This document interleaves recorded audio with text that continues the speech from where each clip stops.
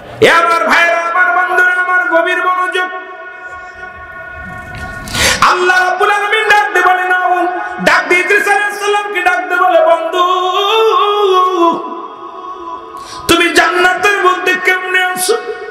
ইদ্রিস আলাইহিস সালাম ডাক দিয়ে বলে, মালিক আপনার জান্নাতের বিবরণ আমি বলে শেষ করতে পারবো না। আপনার জান্নাতের মধ্যে এত নিয়ামত, রব্বি কারীম,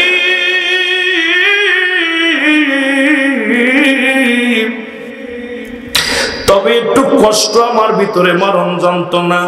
আপনার আজরাইল আমার সাথে মনে হয় ভালো ব্যবহার করে নাই। আল্লাহ বলে, জিবরিল তাড়াতাড়ি যা আমার বন্ধুরে জানায়। জিবরিল আলাইহিস সালাম দা, আজরাইল এসে সালাম দা, আসসালামু আলাইকুম।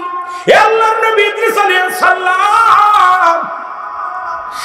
ইদ্রিস আলাইহিস সালাম বলে, আজরাইল আগে বলো আমার রূহটা তুমি কেমনে বাইর করেছো? আজরাইল বলে, হুজুর আমার আপনি জানেন আমি দুনিয়ার মধ্যে সবার রূহ বাইর করার জন্য জমিনের মধ্যে আসি না, একমাত্র ইমানদারের রূহ বাইর করার জন্য জমিনের মধ্যে আসি। আল্লাহ নবী ইদ্রিস শোনেন, আমি এত বড় দানব, এই জমিনের মধ্যে আমার পা, আসমানে আমার মাথা, সারা পৃথিবীর পানিগুলো যদি আমার মাথায় ঢেলে দেওয়া হয় একটু পানি গড়াইয়া পড়বে না জমিনের মধ্যে। ইদ্রিস আলাইহিস সালাম বলে, আজরাইল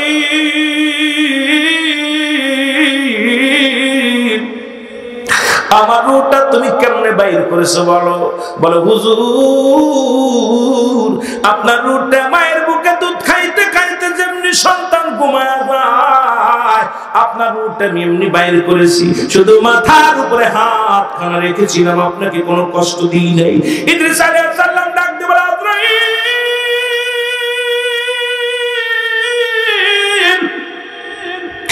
এই সহজ মৃত্যু যদি এত কঠিন হয় রে, যারা মৃত্যুকালে পায়খানা করে দেয়, যারা মৃত্যুকালে প্রসব করে দেয়, আল্লাহ আল্লাহ ওই মৃত্যুকালে যারা প্রসব পায়খানা করে দেয়, জিহ্বা বাইর হয়ে যায়, মৃত্যুর সময় যাদের চোখ দুটি বড় বড় হয়ে যায়, তাদের মৃত্যুরা কত কঠিন হয়, জোরে জোরে চিল্লায় বলা যাবে না আল্লাহু আকবার। আমার মরণ আসিবে কখন কেউ তো জানে না, আমার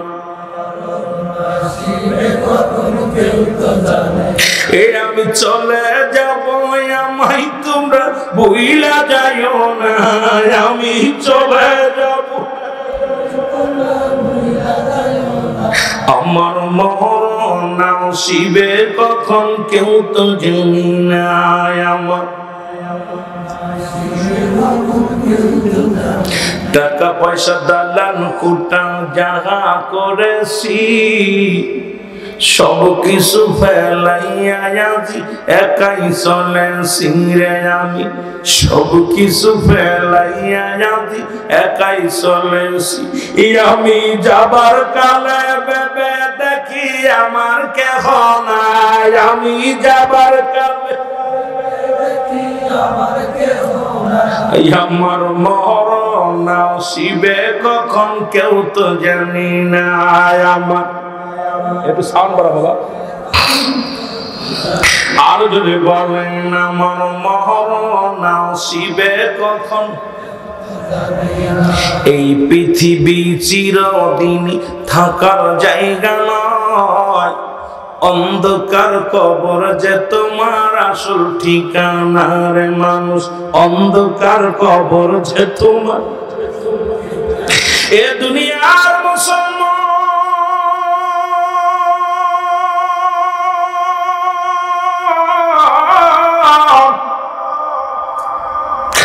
আমি এই জন্য বলে যাই, শোনো কার জন্য তুমি সুদ খাও, কার জন্য তুমি ঘুষ খাও, কার জন্য তুমি জিনা ব্যভিচার করো, কার জন্য তুমি মানুষে ঠগাও? এই দুনিয়ার সম্পদ খাবে লোকে, তোমার দেহ খাবে পোকে।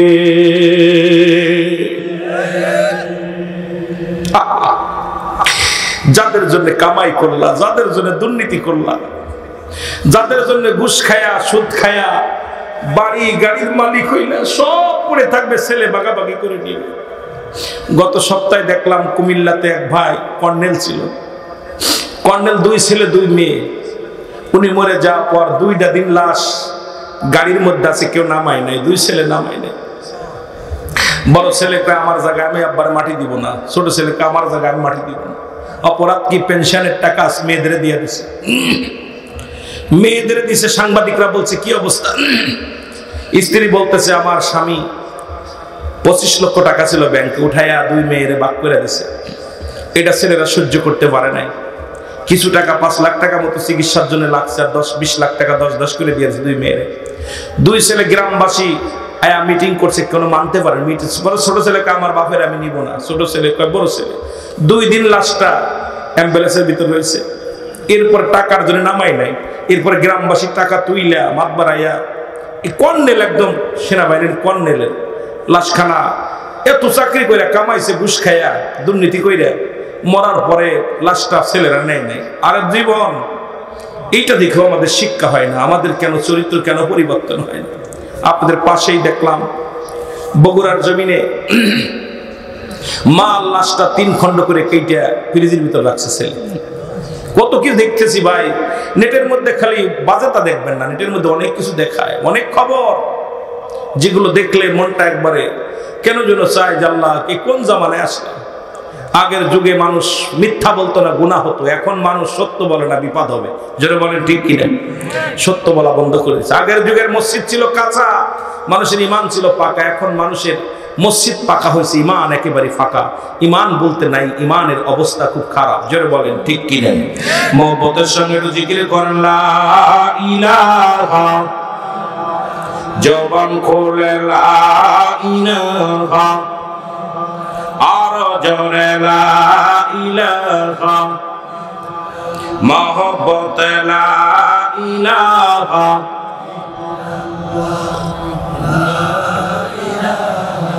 একটু জোরে জোরে বলা যাবে না? লা ইলাহা, লা ইলাহা মুহাম্মাদুর সাল্লাল্লাহু আলাইহি ওয়াসাল্লাম। এ দুনিয়ার মুসলমান শুনে না, 2 নাম্বার বিপদ হলো মানুষের কবর।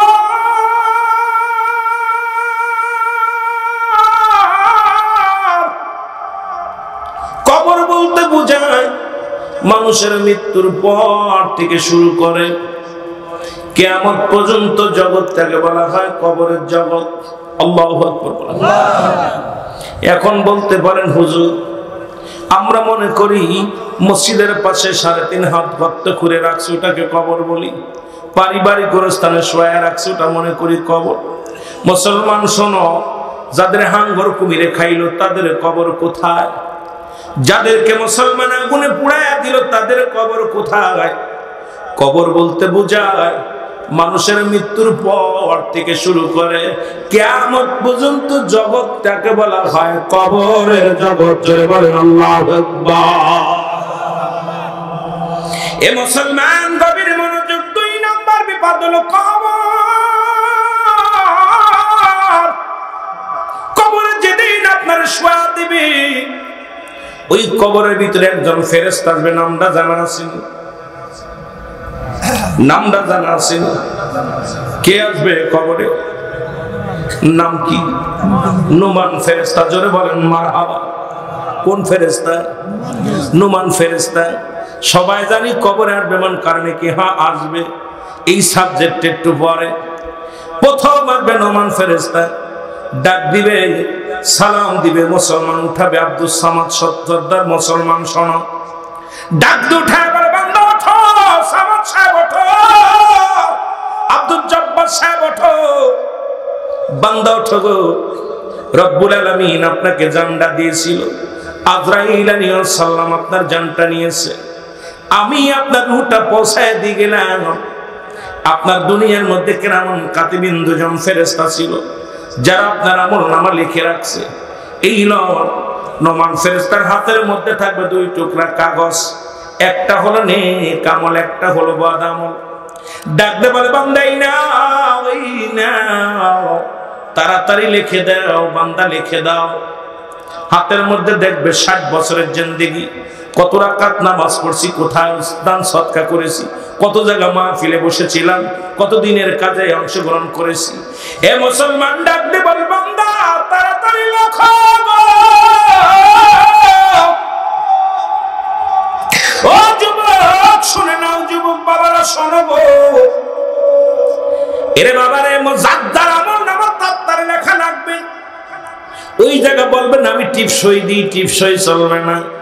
কেরামন কাতিবিন যা লিখে রাখছে যার যার আমলনামা তাড়াতাড়ি লেখা লাগবে। ফেরেশতা ডাকতে বলে বান্দা লেখা দাও। তখন বলবে আমি লিখবো কেমনে, আমার কাছে তো কোনো কলম নাই। ফেরেশতা কয় বান্দারে কলম হলো তোমার ডান হাতের শাহাদাত আঙ্গুল মুবারক, জোরে জোরে চিল্লায়া বলা যাবে না মারহাবা। এই হাত দিয়ে কত দুর্নীতি করো, কলম দিয়ে ঘুষ লেখো। এর অনেক জজ সাহেব মিথ্যা মামলা দিয়া, অনেক জজ, অনেক উকিল সত্যরে মিথ্যা বানাইছস, মিথ্যারা সত্য বানাইছস। এই হাত দিয়ে কলম ধরে ধরে লেখছস। এই হাতটা একদিন কলম হবে তোর কাগজ লেখার জন্য। এ মুসলমান শোনে না, বান্দা বলবে আমি কলম পাইলাম, ডান হাতের শাহাদাত আঙ্গুল মুবারক হবে কলম। জোরে জোরে চিল্লা বল আল্লাহু আকবার। কলমটা একটু দেখান দি আল্লাহ রে, যার যার কলম দেখান। আল্লাহ এই কলমটা যেন নষ্ট না হয়, এই কলম দিয়ে যেন নেক আমলগুলো লিখতে পারি। আল্লাহ এই কলমটারে তুমি পবিত্র রাখো গো আল্লাহ। এই কলম যেন তোমার নামে চলে, তোমার বন্ধুর প্রেমে চলে, দুনিয়ার কোন জিন্দেগির জন্য না চলে। জোরে জোরে চিল্লায় বলা যাবে না মারহাবা। আর একটু জোরে জোরে চিল্লায় বলেন মারহাবা।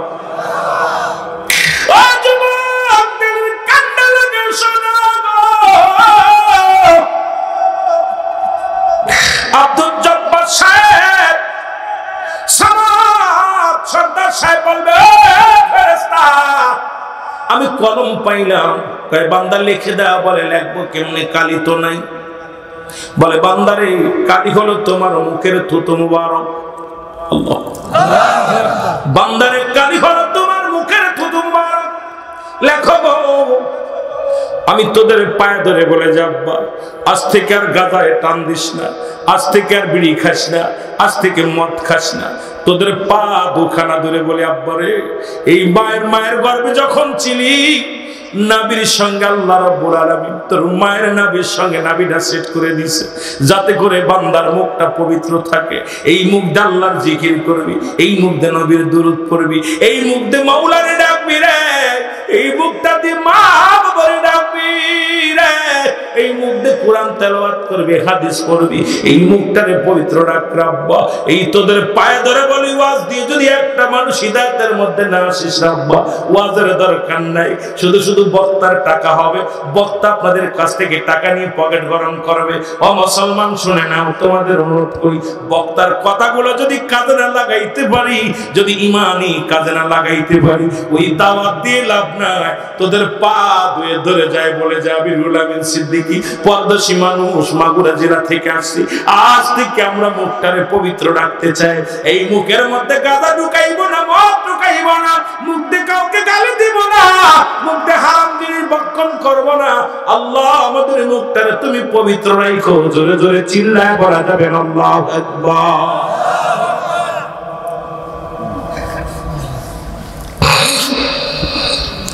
অনেক আব্বারে কবরের ভিতরে আমার খালি একটা জিনিস চিন্তা করি, আল্লাহ কত পবিত্র রাখছে আপনার মুখটারে। এই মুখটা কবর, আপনি মার পেটে 10 মাস 10 দিন ছিলেন, এই নাবির সঙ্গে নাবি জুড়াই দিছে। আমার বান্দা আমার জিকির করবে, আমারে ডাকবে, আমারে ডাকবে। আল্লাহ কত ভালোবাসছে আপনাকে, ভালোবেসে সেই মুখের মধ্যে নাপাক পানি দেন নাই, অপবিত্র পানি খাওয়ান নাই, সেই কুরক্তগুলো আপনার মা নাবির সঙ্গে নাবিটা জোড়াই দিয়ে খাওয়ায় 10 মাস 10 দিন এই পেটের ভিতরে রেখে খাওয়াইছে আল্লাহ। এরপরে দুনিয়ার মধ্যে সেই মুখের মধ্যে গাঁজা গুলি মদ এগুলো দিয়া দেন। আহা কত কষ্ট পায় আল্লাহ, আল্লাহ যে কত কষ্ট পায় বান্দার এগুলো দেখা। আমার আল্লাহ তো খুব দয়ালু, এই জন্য আপনাকে বাঁচায় রাখছে, না হলে শেষ করে দিত রব্বুল আলামিন, শেষ করে দিত আপনাকে। কিন্তু রব্বুল আলামিন এত অন্যায়ের পরে গোপন রাখছে। আপনার পাপের কথা যদি আপনার বউ জানতো, আপনার বউ আপনার ছেড়ে চলে যেত। আপনার ছেলে যদি জানতো, আপনার জীবন আব্বাকে ডাকতো না। আপনার বাবা যদি জানতো, ছেলে পরিচয় দিত না। মা যদি জানতো, ছেলে পরিচয় দিত না। ভাই যদি জানতো আপনার পাপের কথা, আপনার ভাই আপনাকে ভাই পরিচয় দিত না। কিন্তু রব্বুল আলামিন সবই তো জানে, কিন্তু সে তো বান্দা বান্দিরে অস্বীকার করে নাই। বান্দার এই দোষটি গোপন রাখছে। বান্দা তোর সব আমি গোপন রাখছি, সব আমি জানি, কিন্তু গোপন রাখছি। তোরা গোপনে গোপনে মাফ চা, আমি মাফ করে দিব। জোরে বলেন সুবহানাল্লাহ। গোপনে গোপনে মাফ চা।